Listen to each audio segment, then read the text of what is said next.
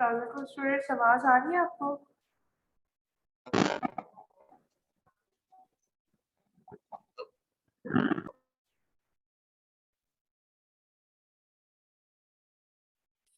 वालेकुम आवाज आ रही अस्सलाम जी, आ रही है।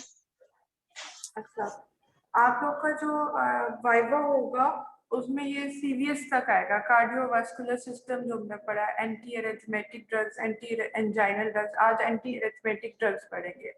ठीक है, ये वाला। और या तो आप जो आपका मिड टर्म में आया था वो कोर्स इसके साथ शामिल कर लें, या फिर अगर वो नहीं करना तो जो शुरू वाला इंट्रोडक्शन था उसके 2-4 लेक्चर, मेरे ख्याल में 3 या 4 लेक्चर थे, वो शामिल कर लें। तो आप मैम क्या वो सजेस्ट इंट्रोडक्शन करते वाला, हैं, सीवीएस के साथ कौन सा आप शामिल करेंगे? मैम इंट्रोडक्शन वाला कर लेते हैं और ये सीरियस। चलिए ठीक है, इंट्रोडक्शन और सीबीएस इसको बहुत अच्छी तरह पढ़ना है, बहुत इंपॉर्टेंट है। और इसी के अंदर से, इंट्रोडक्शन और सीबीएस के अंदर से एक आपका टेस्ट बनेगा जो 5% जिसका वेटेज होगा। ठीक है, वो आफ्टर आप ये तैयारी करते रहे दोनों की, तो वो खुद ब खुद आपका टेस्ट भी तैयार हो जाएगा। उसमें शॉर्ट क्वेश्चन आंसर्स और एमसीक्यूज होंगे, तो छोटा सा टेस्ट होगा, 5% एज उसकी रखी गई है। ठीक है, एक टॉपिक्स वाइवा के लिए तैयार करते हैं। इंट्रोडक्शन, जिसमें bio availability, half life, depth वो पढ़ा था जो शुरू के लेक्चर्स में, जो क्विज का कोर्स था वो वाला, और साथ ही सीबीएस का शामिल कर लें। फिर एक टेस्ट होगा जिसमें आपका ये जो शामिल होगा, ये जो अभी मिड टर्म कोर्स है वो शामिल हो जाएगा, और 3 लेक्चर्स 4 लेक्चर्स और है वो शामिल हो जाएंगे जो पढ़ चुके हैं।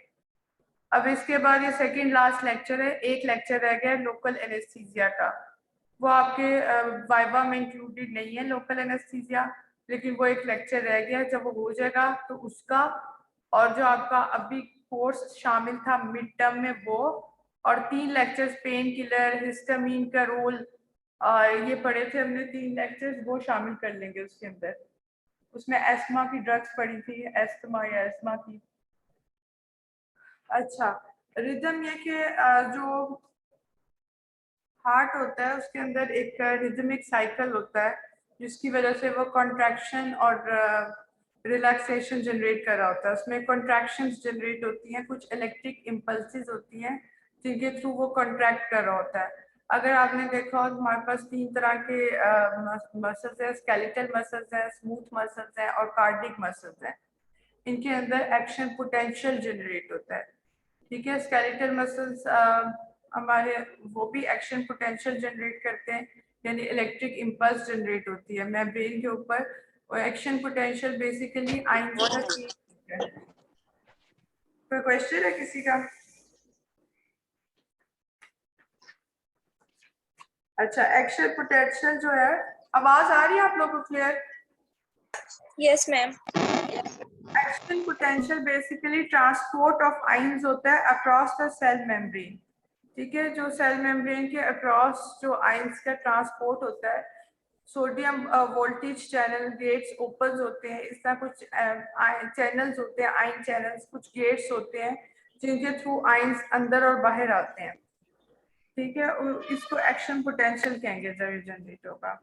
एक्शन पोटेंशियल जो है नॉर्मली नेगेटिव वैल्यू होती है, और जब एक्शन पोटेंशियल रेस्टिंग मेम्ब्रेन होता है कि जिसमें नॉर्मल वैल्यूज होती है नेगेटिव के अंदर, जब एक एक्शन पोटेंशियल जनरेट होगा, चैनल आयंस चैनल्स या वोल्टेज गेट्स ओपन होंगे, तो उसके बाद कुछ आयन अंदर आएंगे और कुछ बाहर जाएंगे, और उसकी जो रेस्टिंग मेम्ब्रेन पोटेंशियल पर वैल्यू थी वो माइनस में थी, -90 मिली वोल्ट होती है, वो जाकर पॉजिटिव में चली जाएगी वैल्यू। तो जब ये जनरेट होता है, जब आयंस का चेंज होता है, वैल्यू चेंज हो जाती है, तो वो इसको एक्शन पोटेंशियल कहते हैं। ठीक है, एक्शन पोटेंशियल की डिफरेंट स्टेजेस होती हैं, जिसमें रेस्टिंग मेम्ब्रेन पोटेंशियल, फिर उसके बाद डीपोलराइजेशन और रीपोलराइजेशन होती है। रेस्टिंग मेम्ब्रेन पोटेंशियल होता है कि जिसमें वो रेस्टिंग स्टेज में होता है, पोटेंशियल वैल्यू जो होती है वो -90 नेगेटिव होती है, और फिर उसके बाद डीपोलराइजेशन हो जाती है उसके अंदर, जिसके अंदर वैल्यू जो है वो 0 से -90 से 0 की तरफ जाना शुरू कर देती है, पॉजिटिव की तरफ चल जाती है, और up to 35 milli volt positive 35 milli volt तक चली जाती है। क्योंकि उसके अंदर ये होता है कि जब जब आपके गेट्स ओपन होंगे जो कि कुछ सोडियम पोटेशियम पंप है, कुछ चैनल आयंस हैं, ठीक है, जिनके थ्रू जो सोडियम आयन अंदर आएगा और पोटेशियम आयन जो है वो बाहर जाता है। जब सोडियम आयंस अंदर जाएंगे और पोटेशियम आयंस बाहर जाएंगे तो अंदर जो है नेगेटिव पहले पोटेंशियल था, यानी पोटेशियम आयंस जो थे थोड़े से अंदर थे, ज्यादा बाहर थे। अब वो सारे बाहर जाना शुरू हो गए और उसके बदले में सोडियम आयंस अंदर आना शुरू हो गए। तो अंदर जो चार्ज होगा वो पॉजिटिव हो जाएगा और बाहर नेगेटिव हो जाएगा। फिर ऐसा ऐसा यही होगा, फिर उसके बाद फिर रीपोलराइजेशन होगी। रीपोलराइजेशन में दोबारा से जो है नेगेटिव हो जाएगा, -90 मिली वोल्ट हो जाएगा। तो इस तरह एक एक्शन पोटेंशियल जनरेट होता है। जब ये एक्शन पोटेंशियल जनरेट होगा तो क्या होगा कि हार्ट जो है वो कॉन्ट्रैक्ट करेगा। इसी तरह मसल्स के अंदर कॉन्ट्रैक्शन होती है। इसी तरह स्मूथ मसल्स जो डाइजेस्टिव सिस्टम में होते हैं उनमें भी एक्शन पोटेंशियल जनरेट होता है। तो आज जो है कार्डिक मसल्स का यानी हार्ट के मसल्स में एक्शन पोटेंशियल कैसे जनरेट होगा, उसमें कौन कौन सी ड्रग्स हैं जो कि एक्शन, अब ये हम जो पढ़ रहे हैं नॉर्मली जो रिदमिक साइकिल एक चल रहा होता है हार्ट के अंदर। हार्ट जो है उसमें एक रिदम से वो कॉन्ट्रैक्शन और रिलैक्सेशन हो रही होती हैं, लेकिन बाज़ औक़ात एरिदमिक हो जाती है यानी एबनॉर्मल हो जाती हैं। वो या तो बहुत थोड़ी हो जाएंगी या बहुत ज़्यादा हो जाएंगी। जब रिदम्स नॉर्मली 60 to 100 होती है बीट्स पर मिनट एक नॉर्मल इंसान में, इस रेंज के अंदर होती है, जिसमें बच्चों में अगर आप देखें तो उनकी हार्ट बीट ज़्यादा तेज़ होती है, उनमें हार्ट रिदम ज़्यादा होती हैं। ठीक है, नॉर्मल पर्सन की हार्ट रिदम कैसे हम देख सकते हैं, कुछ किसी को पता हो? एक नॉर्मल मैम बंदा है, रेडियस पल्साइड्स जो होती हैं पल्स उससे। वगैरह से, जैसे शाबाशी जो पल्स होती है इससे, नेक से भी हम देख सकते हैं। पल्स से हम टाइम नोट कर लेते हैं कितनी रिदम चल रही है, हार्ट बीट तेज है या स्लो है। तो इस रेंज के अंदर होनी चाहिए जो नॉर्मल रिदम्स हैं 60 to 100। अगर 60 से कम हो गया तो उसे यानी ब्रेडिकार्डिया हो गया, और अगर 100 से ज़्यादा हो गया तो ट्रैकिकार्डिया हो गया। तो डेफिनेशन इसकी ए रिदम्स यानी ए जब आएगा तो अब नॉर्मल होगी। A rhythm rhythmia is deviation of the heart from the normal rhythms. ठीक है, रिदम्स नॉर्मली हार्ट रेट की 60 to 100 बीट्स पर मिनट, इस रेंज में आना चाहिए। अच्छा, हार्ट बीट्स, ये जो इलेक्ट्रिक सिस्टम पूरा जनरेट होता है ये हमारे अंदर साइनो आर्टीरियल नोड, ऐसे नोड जिसे कहते हैं, ये एक पेस मेकर है जो इलेक्ट्रिक इम्पल्सेस जनरेट करता है। Cardiac impulses should propagate through normal conduction pathway with normal velocity. इसमें normal velocity होनी चाहिए और normally ये pathway होना चाहिए। Abnormal rhythms can be of two extreme forms. ये मैंने आपको बताया, bradycardia cardiac beats below 60 beats per minute होगी और टेकिकार्डिया जब cardiac beats above 100 beats per minute हो जाएगी। अब क्लासिफिकेशन आ गई इसकी। ये एक पाथवे बताया हुआ है जिसके थ्रू जो है वो कंडक्शन होती है। साइनस नोड होता है, साइनस नोड से वो फिर साइनस नोड एक स्ट्रिप है स्पेशलाइज्ड मसल्स की, ठीक है, और ये anterior superior wall of right atrium पर लोकेटेड है। अगर आप देखें तो राइट एट्रियम के ऊपर इसके एंटीरियो सुपीरियर ये लोकेटेड है। एक स्ट्रिप्स है मसल्स की जो कि इलेक्ट्रिक इम्पल्स जनरेट करेगी। इसे नेचुरल पेस मेकर भी कहते हैं।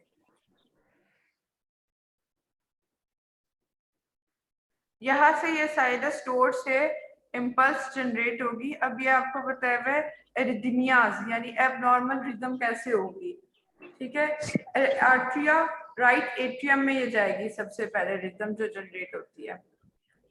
अगर ये इसकी रेट जो है वो एबनॉर्मल हो गया, ज्यादा या कम हो गया, तो ये एरिथमियाज होगी जो नॉर्मल रिदम थी। ठीक है, राइट एट्रियम में जाएगी, राइट एट्रियम से लेफ्ट एट्रियम में आएगी, लेफ्ट एट्रियम से ये आर्ट्रियोवेंट्रिकुलर ये नोड्स, आर्ट्रियोवेंट्रिकुलर नोड के थ्रू जो है ये फिर ये वेंट्रिकल्स में जाएगी। तो पहले इसका ऐसे नोड है, उसके बाद इंट्रानोडल फाइबर्स होते हैं जिनके थ्रू और एट्रिया में जा रही है, ये राइट एट्रियम और लेफ्ट एट्रियम में जा रही है। यहाँ पर कुछ फाइबर्स होते हैं जो राइट और लेफ्ट को कनेक्ट कर रहे हैं।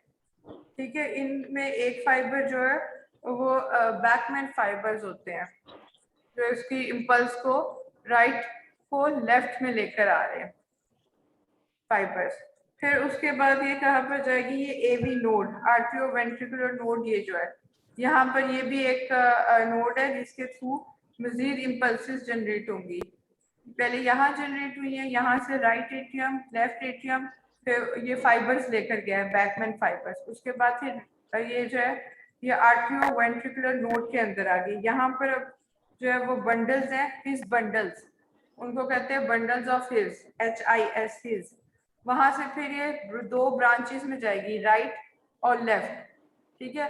अब फॉर एग्जांपल अगर यहाँ पर कोई थ्रोम्बस बन गया है, ठीक है, कोई यहाँ पर ऐसी रुकावट आ गई है कि अब इस तरफ फ्लो नहीं करेगा, तो ब्लड जो है वो इसको एवी नोड को बाईपास कर देगा। यहाँ अगर कोई थ्रोम्बस बन गया है, यहाँ से पास ऑन सीधा यहाँ कर जाएगा, और क्योंकि ये यहाँ से डायरेक्ट 2 डिविजन्स में नहीं आ रहा, तो ये ब्लड जो यहाँ पर जो इम्पल्सिस गई है वो यहाँ से फिर 2 में यहाँ पर फिर ट्रेवल करेगी और राइट और लेफ्ट 2 वेंट्रिकल्स में आ जाएगी, ठीक है। ये एक एबनॉर्मल पाथवे होगा, इसमें भी एबनॉर्मल हार्ट बीट्स हो जाएंगी। इसमें एवी बंडल्स के थ्रू जो है, जिसमें बंडल्स ऑफ हिज है, नॉर्मली ये हो रहा है कि सुप्रा आर्टेरियल नोड्स जो है इन्होंने इम्पल्सिस जनरेट की, वो राइट एट्रियम में आई, फिर राइट एट्रियम से बंडल्स के थ्रू जो है बैकमैन्स बंडल्स के थ्रू लेफ्ट एट्रियम में आई, लेफ्ट एट्रियम पे यहाँ जो है वो आर्टियो वेंट्रिकुलर नोड से होती हुई ये लेफ्ट और राइट और लेफ्ट 2 वेंट्रिकल्स में चली गई इम्पल्सिस, ठीक है। राइट और लेफ्ट 2 ब्रांचेस निकलेंगी आगे इसकी। ये नॉर्मल पाथवे, और अगर इसमें हार्ट रेट नॉर्मल है, नॉर्मल बीट्स है, तो ये नॉर्मल रिदम्स हुए। एबनॉर्मेलिटी तब आएगी कि जब कोई थ्रोम्बस बन गया है, जब जो है वो पेस मेकर सही तरह काम नहीं कर रहा, ऐसे नोड ने सही तरह या अपनी इलेक्ट्रिक इम्पल्स सही तरह जनरेट नहीं करी, जो इलेक्ट्रिक वोल्टेज करंट जो जनरेट हो रहा है जिसकी वजह से हार्ट की कॉन्ट्रैक्शंस हो रही है वो ठीक ना हो, तो रिदम्स खराब हो जाती हैं हार्ट की। कोई क्वेश्चन है किसी का?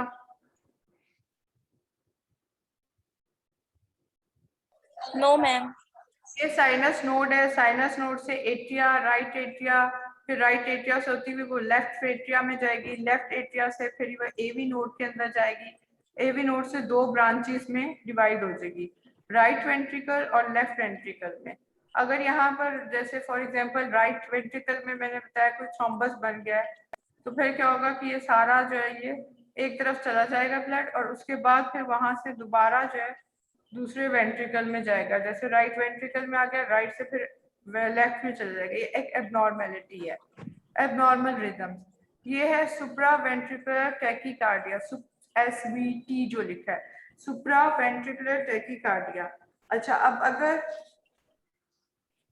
सुप्रा वेंट्रिकल्स होंगे अबव द वेंट्रिकल्स, ठीक है, जो आपके नीचे राइट और लेफ्ट वेंट्रिकल है उसके ऊपर जो है एबनॉर्मेलिटी होगी है, तो क्या होगा, सुप्रा वेंट्रिकुलर टैकीकार्डिया। ये कहाँ पर होगा, जहाँ पर अपर चैम्बर्स के अंदर, अपर चैम्बर्स ऑफ हार्ट कौन से, एट्रिया जो आपके हैं यहाँ पर ये सुप्रा वेंट्रिकुलर अगर कोई रिदम्स यहाँ पर खराब हुई हैं तो वो सुप्रा वेंट्रिकुलर टैकीकार्डिया हो जाएगा, यानी अबव वाले चैम्बर, 2 लोअर चैम्बर्स हैं वेंट्रिकल्स, और ये राइट और लेफ्ट एट्रिया अबव अपर चैम्बर्स हैं, तो यहाँ के अंदर जब डिस्ट्रक्शन हो जाएगी तो सुप्रा वेंट्रिकुलर टैकीकार्डिया हो जाएगा, एबनॉर्मल रिदम्स जो है वो जनरेट होना शुरू हो जाएंगे।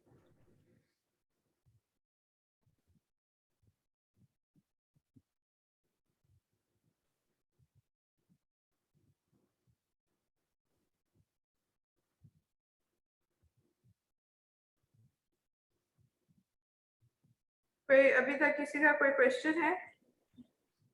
अच्छा, इसमें जो सुप्रा वेंट्रिकुलर टैकीकार्डिया यानी साइनस एरिथमियास, यहाँ पर साइनस नोड ने काम ठीक नहीं किया, ज्यादा हार्ट बीट हो रही है, आर्टीरियल एरिथमियास हो सकते हैं, या यहाँ तक जितना भी एरिथमियास एबनॉर्मेलिटी है वो सुप्रा वेंट्रिकुलर टैकीकार्डिया पास कर देगा, यानी हार्ट बीट जो है वो बहुत ज्यादा तेज हो गई है, ठीक है। अपर चैम्बर्स के अंदर कोई खराबी आ गई थी जिसकी वजह से सुप्रा वेंट्रिकुलर टैकीकार्डिया हो गया, और इसमें जो यूजुअली हार्ट बीट है वो 150 से अबव चली जाती है, 151 से 250 तक हार्ट बीट्स चली जाएंगी, तो हम कहते हैं कि सुप्रा वेंट्रिकुलर टैकीकार्डिया हो गया।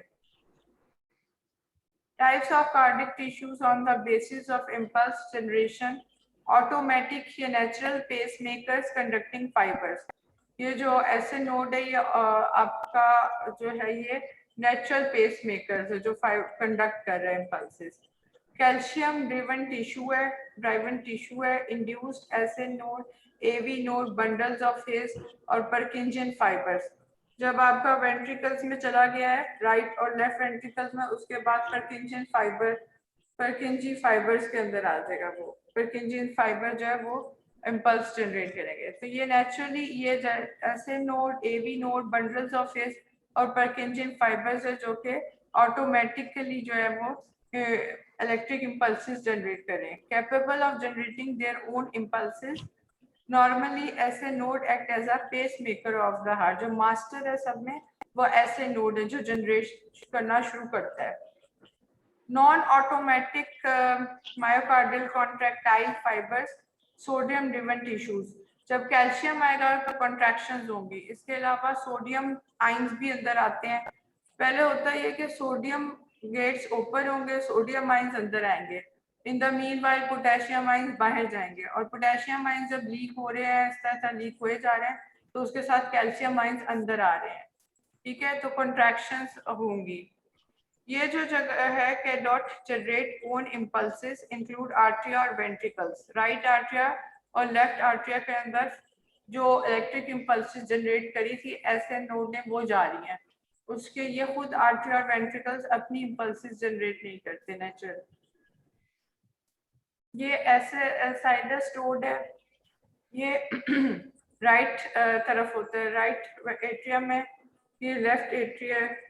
ये वही दोबारा बताया हुआ है कि यहाँ पर जो है एवी नोड होगा, ये बंडल्स ऑफ हेज आगे, और बंडल्स ऑफ हेज से राइट ब्रांच और लेफ्ट ब्रांचेस में डिवाइड होंगे।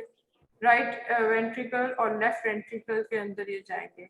और अगर यहाँ पर इस सारे के अंदर साइनस नोड या आर्टेरियल एरिथमियाज स्टार्ट हो गए, या एवी नोड की एरिथमियाज स्टार्ट हो गई है, यानी एबनॉर्मल इम्पल्सेस जनरेट हो रही हैं, तो इसको हम सुप्रा वेंट्रिकुलर टैकीकार्डिया कहते हैं, यानी अपर चैम्बर के अंदर जो है वो यहाँ पर फॉल्ट आ गया। Atomicity, capability of a cell to undergo spontaneous diastolic depolarization. Excitability क्या होगी? Ability of a cell to respond to external stimuli by depolarization. Threshold potential, level of intracellular negativity at which abrupt and complete depolarization occurs.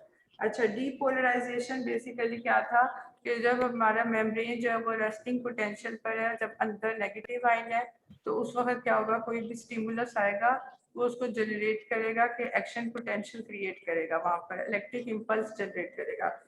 तो threshold potential वो होता है कि यानी कि action अब इतना ज्यादा उसके अंदर आइंस आ चुके हैं, गेट ओपन हुए, इतने आइंस आ चुके हैं कि अब डीपोलराइजेशन शुरू हो जाएगी।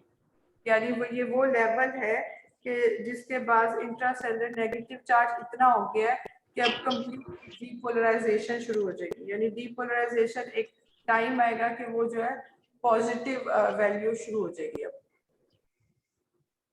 किसी का कोई क्वेश्चन है अभी तक?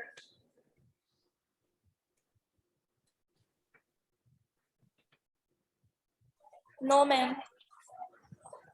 यानी जो आपकी रेस्टिंग थ्रेशोल्ड ये कि minimum rise in resting membrane potential हो गया, that can now initiate action potential. ठीक है, अब रेस्टिंग मेम्ब्रेन पोटेंशियल इतना ज्यादा हो गया, इतना मिनिमम उसके अंदर थोड़ा सा राइज आया है कि अब वो एक्शन पोटेंशियल जनरेट करेगा। इस पॉइंट को हम थ्रेशोल्ड कहते हैं। थ्रेशोल्ड वो पॉइंट है जहां पर एक्शन पोटेंशियल जनरेट हो जाएगा। यूजुअली -65 मिली वोल्ट के बाद जो है वो एक्शन पोटेंशियल जनरेट होना शुरू हो जाता है। जब सोडियम गेट्स ओपन हो जाएंगे और सोडियम आयंस अंदर आना शुरू हो जाएंगे। पहले -90 मिली वोल्ट था, ठीक है, माइनस था, और अब जो है वो पॉजिटिविटी की तरफ जा रहा है, यानी -90 से -65 होगा। जब -65 होगा तो थ्रेशोल्ड वैल्यू आ गई है। अब वो होगी, ये वो वैल्यू है कि जहां पर एक्शन पोटेंशियल जनरेट होना शुरू हो जाएगा। एक्शन पोटेंशियल यानी कि अब गेट्स ओपन हो गए और चेंज इन द आयंस आना शुरू हो गया।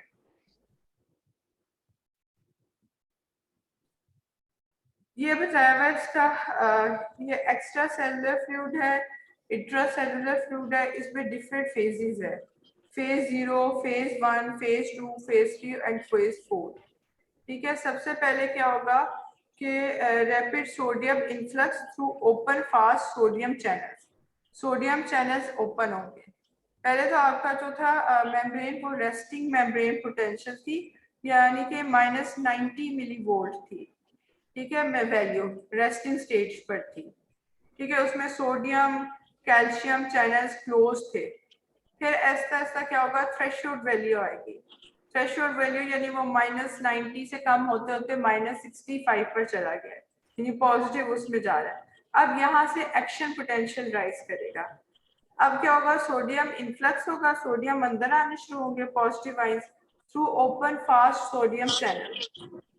फिर एक पीक आएगा जहां पर ट्रांजिएंट पोटेशियम चैनल्स ओपन, पहले सोडियम चैनल्स ओपन हुए, अब साथ इसके पोटेशियम चैनल्स ओपन होंगे और पोटेशियम चैनल्स के ओपन होने की वजह से जीरो मेम्ब्रेन पोटेंशियल हो गया। इसका मेम्ब्रेन वोल्टेज -90 देखें, उससे जीरो पर आ गई, यानी पॉजिटिव की तरफ आ गई है।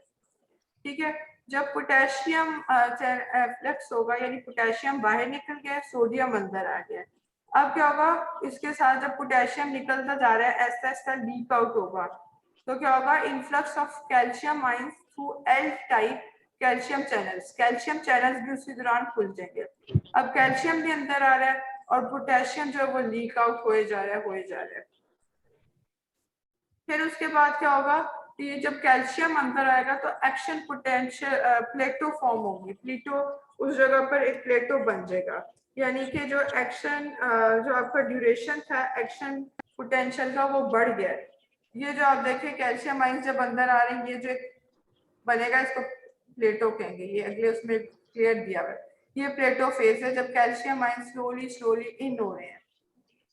ठीक है, ये वो जगह के जहाँ जिसने आपका एक्शन पोटेंशियल का ड्यूरेशन बढ़ा दिया। तो प्लेटो बेसिकली क्या कर रहा है, आपके एक्शन पोटेंशियल का ड्यूरेशन बढ़ा रहा है और इसके अंदर कैल्शियम आइंस आ रहे हैं। ये वो है जहां पर कॉन्ट्रैक्शन हो रही है, C फॉर कैल्शियम होता है, C फॉर कॉन्ट्रैक्शन। जब भी कैल्शियम आएंगे कॉन्ट्रैक्शन होंगी, तो यहाँ पर जो है वो मसल कॉन्ट्रैक्ट कर देगा, चाहे ये स्केलेटल मसल्स हो, ये स्मूथ मसल्स के, ये जो फेज है ये उसमें होगा स्मूथ मसल्स के अंदर नजर आता है, या फिर ये उसके अंदर होता है जो आपके ये कार्डिक मसल्स होते हैं इनके अंदर। तो प्लेटो यहाँ पर फॉर्मेशन हो जाएगी, कंट्रैक्शंस होंगी, स्केलेटल मसल्स हो, स्मूथ मसल्स हो, या फिर ये कार्डिक मसल्स हो। यहाँ पर फिर भी वो जो पोटेशियम आइंस है वो बाहर जा रहे हैं, वो ऐसा ऐसा लीक आउट होते रहेंगे आखिर तक। देखा आखिर में भी पोटेशियम जो है आइंस वो आउट जा रहे हैं और अब तेज हो गया। कैल्शियम चैनल्स क्लोज हो जाएंगे, फिर delay rectifier potassium channels remain open. ठीक है, पोटेशियम चैनल्स अभी भी लीक आउट हुए जा रहे हैं और फिर ऐसा ऐसा एक्शन पोटेंशियल खत्म हो जाएगा और दोबारा से -90 मिली वोल्ट पर वो उसकी वैल्यू जाना शुरू हो जाएगी। जहां पर -90 पर मिली वोल्ट जाएगी वो रीपोलराइजेशन फेज कहलाएगा। ये दोबारा से वही अभी रेस्टिंग मेम्ब्रेन पोटेंशियल की तरफ जनरेट हो गया। एक इसमें रिफ्रैक्टरी पीरियड होता है। रिफ्रैक्टरी पीरियड ये है कि जब एक एक्शन पोटेंशियल किसी चीज के अंदर जनरेट हुआ है किसी सेल के अंदर, तो सेकंड एक्शन पोटेंशियल उसके साथ जनरेट नहीं हो सकता उस दौरान, इसको रिफ्रैक्टरी पीरियड कहते हैं।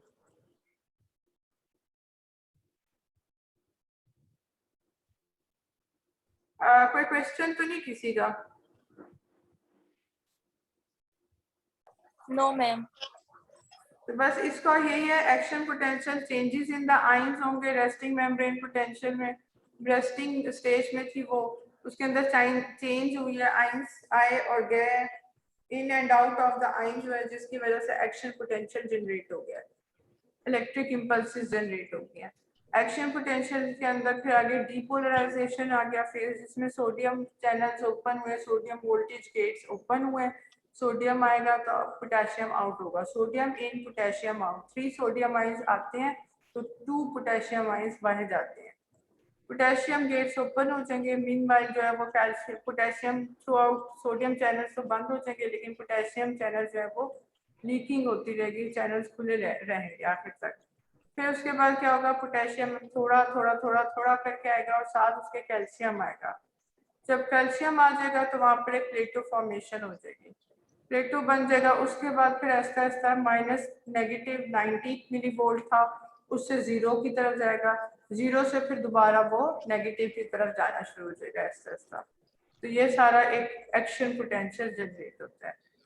अब ये है कि सिम्टम्स बताएं कि अगर एबनॉर्मल एरिथमियाज होगी तो वो कैसे पेशेंट में पता चलेगा कि ये इसको कोई एबनॉर्मल हार्ट बीट हो रही है इसमें। तो पल्पिटेशन से पता चलेगा, डिजीनेस होगी, उसको चेस्ट पेन होगी, शॉर्टनेस ऑफ ब्रेथ या डिस्निया हो जाएगा, फेंटिंग होगी, सडन कार्डिक डेथ हो सकती है अगर बहुत ज्यादा ब्रेडिकार्डिया या फिर टेकिकार्डिया हो जाए, स्वेलिंग हो जाएगी, शॉर्टनेस ऑफ ब्रेथ वही चीज लिखी है, और एक्सरसाइज इंटॉलरेंस हो जाएगी। ब्रेडिकार्डिया के अंदर स्लो और एब्सेंट हो जाएंगी, जो नॉर्मल हार्ट बीट्स भी नहीं आ रही होंगी। कॉज क्या होगा, डिक्रीज। आपको पता है कि सिंपैथेटिक एक्टिविटी इंक्रीज होती है तो हार्ट रेट, हार्ट कॉन्ट्रैक्टिलिटी ज्यादा होती है, ब्लड प्रेशर राइज करता है। ब्रेडिकार्डिया में डिक्रीज होगा तो सिंपैथेटिक एक्टिविटी नहीं होगी, पैरासिम्पैथेटिक एक्टिविटी, पैरासिम्पैथेटिक जो सिग्नल्स जनरेट होना शुरू हो जाएंगे वो ज्यादा हो जाएंगे। और क्या हो रहा है कि ऐसे नोड डैमेज हो चुका है जिसकी वजह से वो इम्पल्सिस, इलेक्ट्रिक इम्पल्सिस जनरेट ही नहीं कर रहा, जो हमारे हार्ट के अंदर नॉर्मल हार्ट में पेस मेकर है, जिसकी बहुत इसी की सारी वैल्यू इसी के यही जनरेट कर रहा है, स्टार्ट यही करता है इम्पल्सिस को। कार्डिक कंडक्शन सिस्टम, ये इंट्रा आर्टीरियल सेप्टम जो आर्टरियम को सेपरेट कर रहा है, ऐसे नोड ये दिखाया हुआ है, ये लेफ्ट बंडल ब्रांच, ये राइट, ये वही एवी नोड दिखाया हुआ है, ये दो उसमें डिवाइड हो जाएगी, ये एरो से शो किया हुआ है। इंट्रावेंट्रिकुलर सेप्टम जो वेंट्रिकल्स के सेपरेट करेगा, ये परकिंजी फाइबर्स है। टेकिकार्डिया में इंक्रीज पेसमेकर एक्टिविटी, ऐसे नोड साइनस टेकिकार्डिया, ये उसका ब्रेडिकार्डिया का ऑपोजिट हो जाएगा। सिंपैथेटिक एक्टिविटी इतनी ज्यादा हो गई है कि ऐसे नोड डिसफंक्शन हो गया, उसने बहुत ज्यादा इम्पल्सिस जनरेट कर दी है, ठीक है, हार्ट बीट एबनॉर्मल होगी उसकी वजह से। इसकी एग्जांपल है 6 साइनस सिंड्रोम। 6 साइनस सिंड्रोम ये होगा कि जब आपका ये डिजीज है जिसमें हार्ट जो नेचुरल पेस मेकर है हमारा, जो कि राइट एट्रियम के ऊपर है, उस पर क्या होगा कि वो डैमेज हो जाएगा, जिसकी वजह से वो नॉर्मल हार्ट बीट्स जनरेट नहीं कर रहा, अब नॉर्मली हार्ट रेट को जनरेट करती है। और फिर क्या होगा कि इसकी वजह से ये होता क्यों है कि with passage of age, time with age जो ज्यादा होती रहती है, तो ऐसे नोड जो है वो अपना फंक्शन सही प्रॉपरली नहीं कर सकता, उसके अंदर जो इरेगुलर हार्ट रिदम्स वो जनरेट करना शुरू कर देता है। तो इस डिजीज को जो है वो हम कहते हैं कि ये 6 साइनस सिंड्रोम होती है। अगर इसको ट्रीट नहीं करेंगे तो हार्ट फेलियर इसकी वजह से हो जाता है।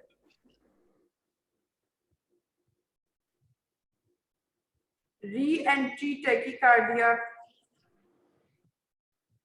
इसकी ये दिखाई हुई कि इसमें भी हार्ट एबनॉर्मल हार्ट बीट हो गई है री एंट्री टेकिकार्डिया के अंदर, जिसकी वजह से जो ये क्या एबनॉर्मल इलेक्ट्रिकल पाथवे जनरेट हो गया है। ये नॉर्मल नहीं था पाथवे, लेकिन इसमें एबनॉर्मल हो गया। इसका बताया हुआ है कि loss of the normal organised propagation of electric activity, atria जो होंगे वो फिब्रिलेट करेंगे, they no longer contract in a mechanically useful way, a degree of stasis to blood flow, ये बेसिकली थ्रोम्बस या कोई क्लॉट बन जाए उसकी वजह से होगा। थ्रोम्बस बन गया, क्लॉट बन गया, तो जब डिवाइड होता है एवी नोड से, वो दोनों राइट और लेफ्ट वेंट्रिकल्स में जा रहा है, तो वो सही तरह जा नहीं पाता, एक तरफ चला जाएगा ब्लड और फिर दोबारा से वो दूसरी जब जहाँ थ्रोम्बस को बाईपास करेगा उसके बाद फिर दूसरे वेंट्रिकल में आ जाएगा। ये थ्रोम्बस फॉर्मेशन की वजह से बिल्कुल होते हैं। वेंट्रिकल फिब्रिलेशन, इसमें भी एबनॉर्मल इलेक्ट्रिक इम्पल्सेस जनरेट हो जाएंगी, लेफ्ट एट्रियम राइट एट्रियम, ये बताया हुआ यहाँ पर जो है ये एबनॉर्मल इम्पल्स जनरेट हो गया है। Uncoordinate contractions of the cardiac muscles, uncoordinate muscles आपस में कोऑर्डिनेट करके कॉन्ट्रैक्ट नहीं कर रहे। Quiver rather than contract properly, quiver होता है एबनॉर्मली शेकन जिसे कहते हैं, तेज हो जाना। Commonly identified arrhythmias in cardiac arrest patient as a consequence sudden cardiac death हो जाएगी, बहुत एबनॉर्मल सी हार्ट बीट्स होगी है, बहुत तेज हार्ट बीट्स होगी है। अच्छा, ये तीसरी जो इसकी है वुल्फ पार्किंसन वाइट सिंड्रोम, ये कॉन्जेनिटल होती है, ये बच्चों के अंदर होती है। इसमें भी बर्थ जब सिम्टम्स इसके आफ्टर लेट लाइफ में पता चलते हैं, ठीक है। कॉम इसमें होता ये है कि हार्ट बीट जो है वो एबनॉर्मल हो जाती है फॉर सम पीरियड, कुछ अरसे के लिए फास्ट हो जाती है हार्ट बीट। इसमें भी एक्स्ट्रा इलेक्ट्रिकल कनेक्शन जनरेट कर लेती है वो अपना, ये देखिए लिखा हुआ है एक्सेसरी पाथवे, उसको सही पाथवे नहीं मिलता तो एक एक्स्ट्रा पाथवे जनरेट कर देती है, एबनॉर्मल इलेक्ट्रिकल पाथवे बना देती है, यहाँ से भी इम्पल्सेस जनरेट होना शुरू किए। यहाँ नॉर्मली ऐसा नहीं था, नॉर्मली ऐसे नोड था जो राइट और लेफ्ट वेंट्रिकल में भेज रहा था, ये जो है यहाँ पर से यहाँ जनरेट होगी, एक्सेसरी एक पाथवे और बना लिया इसने, एक्सेसरी होता है जो एक्सेसरी हेल्पिंग पाथवे बना लिया इसने अपना। अच्छा, Wolff Parkinson White syndrome is caused by the presence of an abnormal accessory electrical conduction pathway between the atria and ventricle. Electric signals through abnormal pathways stimulate the ventricle to contract prematurely. A unique type of supraventricular tachycardia. Supraventricular tachycardia referred to as the atrioventricular reciprocating tachycardia. इसमें उसने AV node को bypass एक तरह से कर दिया है, एक एक्सेसरी पाथवे अपनी मर्जी से बना लिया है, ठीक है। ये भी सुप्रावेंट्रिकुलर टैकीकार्डिया है, यानी अपर चैम्बर्स में ही कोई डिफेक्ट आ गया जिसकी वजह से हार्ट बीट जो है वो ज्यादा तेज हो गया है। अब atrioventricular nodal re-entry tachycardia, most common regular, ये भी सुप्रावेंट्रिकुलर टैकीकार्डिया है।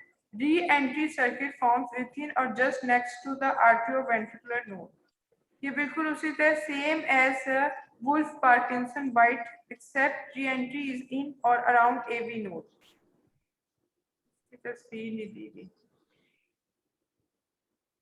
ये भी बिल्कुल इसी तरह है।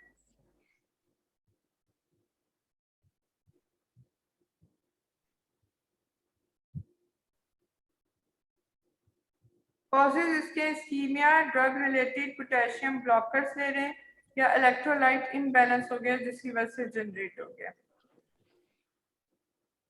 अब ये सारी जो है ये दिए हुए हैं सोडियम चैनल ब्लॉकर्स के, ये कहाँ बाइट करेंगे और इनका क्या इफेक्ट है, ये सारी ड्रग्स बताई गई हैं।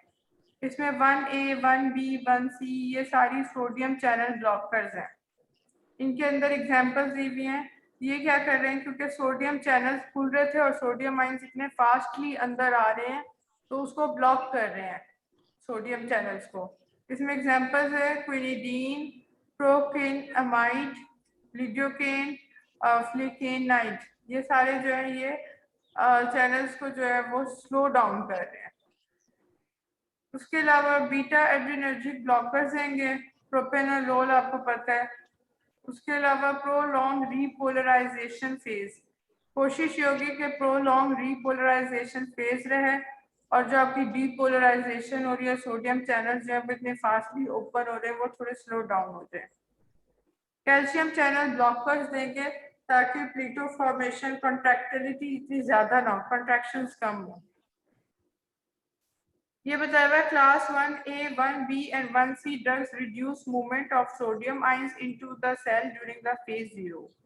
जब सोडियम चैनल्स खुले थे और सोडियम आयंस अंदर आए थे तो वो ये कोशिश class 1 sodium blocker sodium channels को अफेक्ट कर रहे हैं, उनको ब्लॉक कर रहे हैं ताकि वो इतनी जल्दी मूवमेंट ना हो सोडियम आयंस की। फेज 1 उसके बाद ये जहाँ पर ये बन गया प्लेटो बन गया तो class 4 drug inhibit calcium slow influx during phase 2 which lengthens the phase. They also depress phase 4 and lengthen phase 1 and 2. अब ये कोशिश कर रहे हैं कि कैल्शियम आयंस इतनी ज्यादा ना कॉन्ट्रैक्टिलिटी ज्यादा ना हो।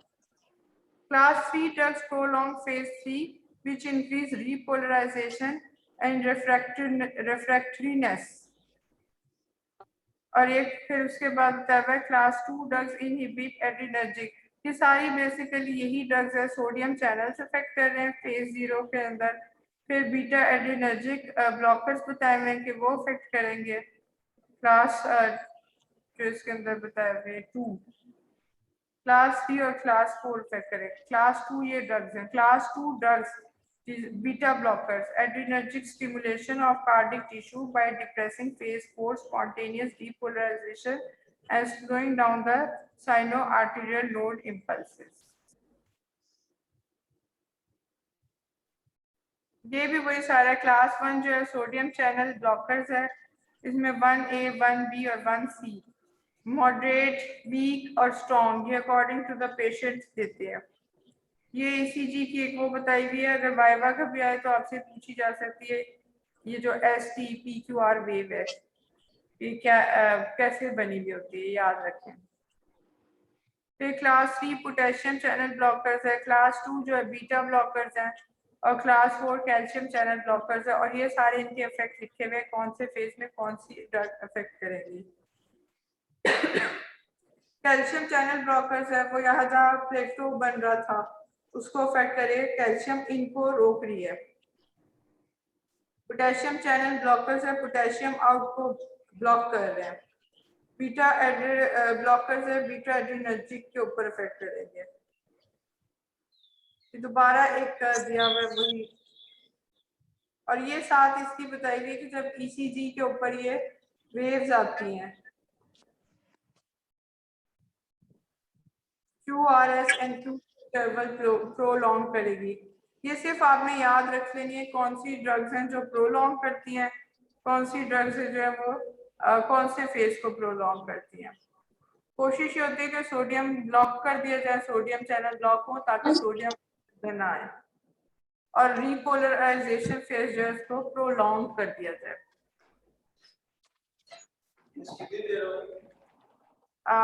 सिर्फ 5 मिनट, वैसे तो ये 10:45 तक लिखते हैं बस 5 मिनट। अच्छा, drugs use for supraventricular arrhythmias, ये सारी ड्रग्स जो है एडिनोसिन, विरापामाइन और diltiazem. Drugs use for ventricular arrhythmias यानी अगर वेंट्रिकल्स के अंदर जो वेंट्रिया राइट और लेफ्ट वेंट्रिया वेंट्रिकल्स उनके अंदर अगर जनरेट होगी इम्पल्सिस तो ये वाले ड्रग्स हैं, लिग्नोकेन वगैरह जो है वो यूज करेंगे। ड्रग्स यूज जो कि दोनों के लिए अगर दोनों जगह पे सुप्रा वेंट्रिकुलर या वेंट्रिकुलर एरिथमियास हो गए तो उसमें बीटा ब्लॉकर्स बहुत इंपॉर्टेंट है, प्रोकेनामाइड बहुत इंपॉर्टेंट है, अवायोडायरोन जो है ये बहुत इंपॉर्टेंट है। कोई क्वेश्चन किसी का? ये बस ये ड्रग्स जो है ये याद करने वाली चीज है। उसके अलावा मैं एक असाइनमेंट अपलोड करूंगी जिसके अंदर यही जो ये जो आपको वुल्फ पार्किंसन वाइट सिंड्रोम है या जो आर्ट्रिया फिब्रिलेशन बताया हुआ है, वेंट्रिकुलर टैकीकार्डिया, इस तरह की चीजें होंगी वो थोड़ा सा, ताकि आप लोग थोड़ा बुक से पढ़ें और थोड़ा सा कॉन्सेप्ट जो है वो जरा और क्लियर हो जाए। इसका कोई क्वेश्चन है? मैम एक दफा वाइवा का सिलेबस बता दें, कौन कौन सी उसमें हम लोगों ने सीबीएस में ड्रग्स इस तरह। आपका सीवीएस और पहला वाला पोर्शन आएगा, ठीक है। सीवीएस बहुत इंपॉर्टेंट है क्योंकि सीवीएस आपने नया पढ़ा है, उसके अंदर आपको पता होना चाहिए कि बीटा ब्लॉकर्स का क्या ठीक है। फंक्शन है, कहाँ कहाँ दे सकते हैं, कैल्शियम चैनल ब्लॉकर्स, नाइट्रेट्स, वो सारी चीजें आपको पता होनी चाहिए। उसके अलावा इस वाले लेक्चर के अंदर से अगर आप लोग का, क्योंकि आज भी स्टूडेंट इतने ज्यादा नहीं है, अगर तो टाइम हुआ कि आपका वाइवा जरा डिले हुआ तो ये वाला, क्योंकि सेकंड लास्ट लेक्चर अब एक ही लेक्चर रह गए, तो हम ये लेक्चर रिवाइज कर लेंगे सीवीएस में से। लेकिन उसके लिए जरूरी है कि आप लोग अच्छी तरह एक दफा रीड आउट कर लें, जो आपके क्वेश्चन होंगे वो उसके अंदर डिस्कस कर लेंगे। आप लोग की क्लासेस कब से शुरू हो रही है या कब से दोबारा खुलेगा कैंपस, ऑनलाइन या ऑफलाइन, जो भी आप मतलब ईद 3 दिन की छुट्टियां उसके बाद आपके स्टार्ट हो गई, छुट्टियां भी दी आपको? जी मैम, फ्राइडे से। अच्छा, मतलब मैं समझ रही थी कि 31 अगस्त तक से यहाँ छुट्टियां चल रही हैं। अच्छा नहीं है आप लोगों को, ठीक है। तो फ्राइडे को आप लोग का खुल जाएगा, तो उसके बाद फिर आप ये ऐसा करें, 3 दिन है, सीबीएस को अच्छी तरह पढ़ना शुरू कर दें, फिर जो जो क्वेश्चंस होंगे वो इसमें से डिस्कस कर लेंगे। उसके अलावा एक असाइनमेंट मैं अपलोड कर दूंगी, प्रेजेंटेशंस नहीं दे रही, असाइनमेंट आप लोग मुझे टिल अगस्त 5 अगस्त तक इस तरह जमा करवा सकते हैं, ठीक है। Okay ma'am. थैंक यू जी, आज मैं अपलोड कर दूंगी असाइनमेंट।